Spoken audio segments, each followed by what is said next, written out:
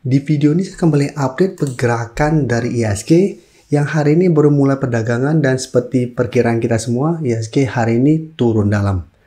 Penurunan hari ini hampir 8% ke 5.996.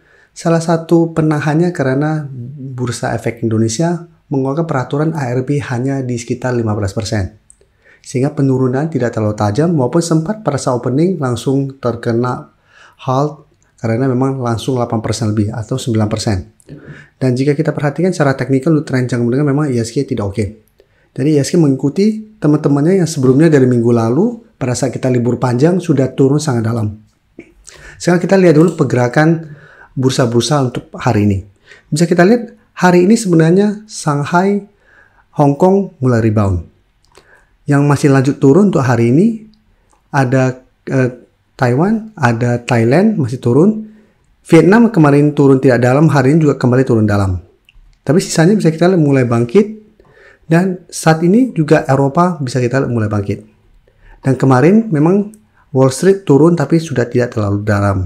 Jadi apabila malam ini Wall Street mulai rebound, harusnya besoknya Shanghai juga masih melanjutkan kenaikan. Tapi untuk Indonesia saya lihat masih ada potensi untuk melanjutkan penurunan karena memang kemarin kita libur panjang. Hari ini baru mulai buka, baru turun sekali, harusnya masih ada potensi untuk melanjutkan penurunan. Dan untuk komposit bisa kita lihat, bisa kita perhatikan di sini, emas mulai bangkit lagi. Secara teknikal memang emas saat ini untuk tren jangka menengah masih uptrend. Minyak yang sebelumnya melemah lumayan dalam, saat ini mencoba untuk bertahan, mulai mencoba untuk naik, tapi kenaikannya tidak tinggi. Nikel yang kemarin juga turun dalam, saat ini juga mencoba untuk bangkit.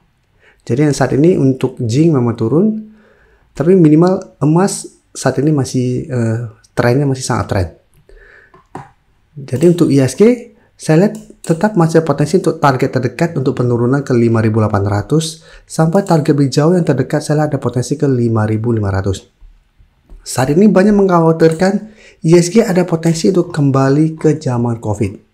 Jadi kita coba lihat dulu untuk zaman COVID, IHSG sempat menyentuh sekitar angka 4.000. Apakah saat ini IHSG ada potensi untuk mencapai atau mendekati harga 4.000? Untuk saat ini untuk tren jangka pendek saya lihat harusnya masih kecil potensinya. Tapi untuk satu minggu ini penurunan terjauh saya lihat ada potensi untuk mengetes 5.500. Karena memang IHSG saat ini masih tertolong peraturan itu ARB cuma maksimal 15%.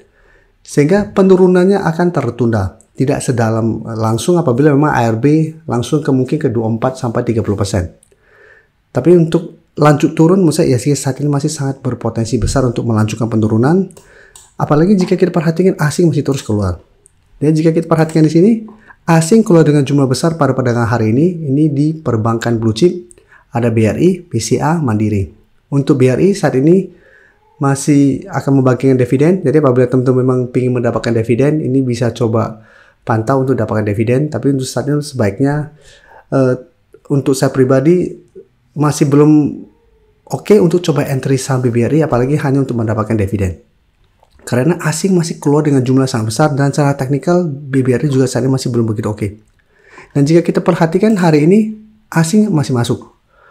Dan saham-saham masuk jika kita perhatikan BNI beda dengan teman-temannya, asing malah masuk hari ini. ICE juga asing masuk. GoTo yang turun dalam, ARB juga terpantau asing masih masuk.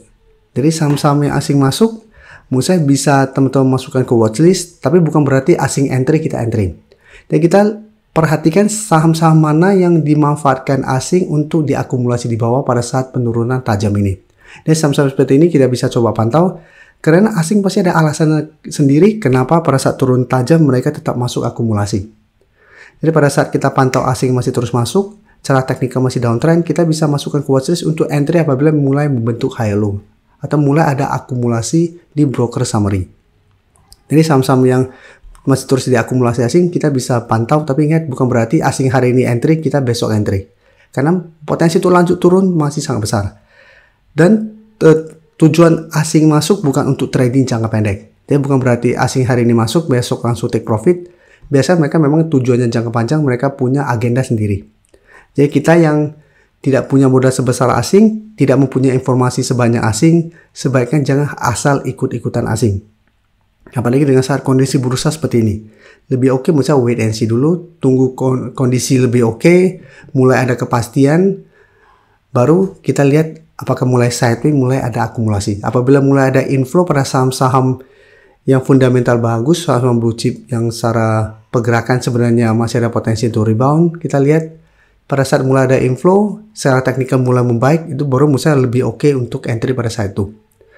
Sebagian jangan terlalu berpikir bisa mendapatkan sebuah saham di harga terendahnya. Karena kita tidak akan bisa memastikan harga terendah saham itu di harga berapa. Lebih oke adalah entry pada saat ada potensi untuk mulai bergerak naik.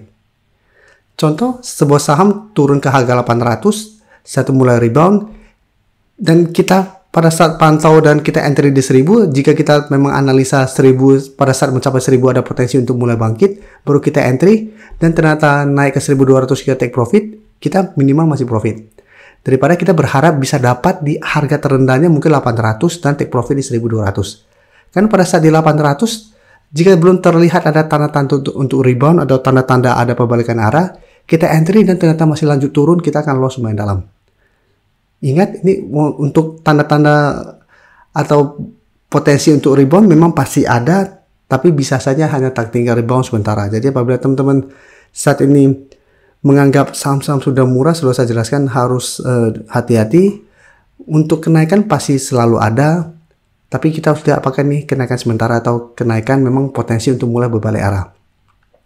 Kecuali teman-teman memang mau trading cepat, trading jangka pendek, dan bisa terus memperhatikan pergerakan saham pada pedagang hari tersebut. Apabila teman-teman masih ada fokus kerjaan lain dan sebagainya, untuk saat ini sangat beresiko. Apalagi teman-teman bisa lihat pada perdagangan hari ini, saham-saham sempat turun dalam, satu sempat dibuat rebound, memberikan harapan ada potensi untuk bangkit, dan ternyata sempat kembali melemah. Dan saham-saham perbankan seperti BBRI, BBNI, BBTN juga sempat kembali ke zona kuning, tapi kembali melemah.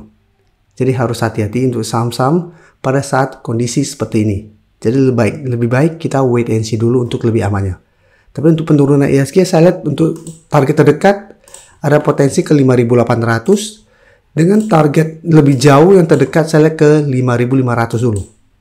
Jadi potensi untuk ke 5.000 memang masih ada, tapi potensi ke 4.000 sepertinya harusnya masih sangat kecil potensinya. Tapi untuk target penurunan terdekat 5.800 harusnya bisa tercapai target penurunan, dengan target penurunan lebih lanjut ke 5.500. Jadi saat ini apabila teman-teman masih hold saham, teman-teman harus sangat disiplin. Jangan sampai teman-teman akan loss dalam untuk saham-saham secara teknikal saat sudah tidak oke. Apalagi terpantau saham-saham teman-teman hold masih terus ada distribusi.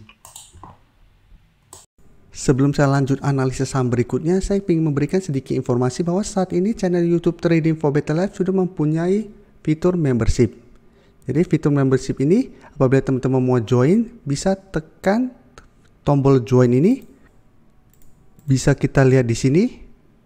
Cukup dengan 29.900 atau 30.000 per bulan, teman-teman akan menjadi bagian atau member dari channel YouTube Trading for Better Life. Jadi teman-teman bantu mensupport channel ini. Dan dengan menjadi member, teman-teman akan mendapatkan live streaming setiap hari Minggu pada jam 9 malam. Untuk informasi lebih lanjut, teman-teman bisa pelajari di video ini. Terima kasih telah menonton video ini. Like dan share video ini bila bermanfaat bagi teman-teman. Dan support channel ini dengan cara tekan tombol subscribe agar channel ini bisa makin berkembang dan bisa membantu lebih banyak orang lagi. Terima kasih.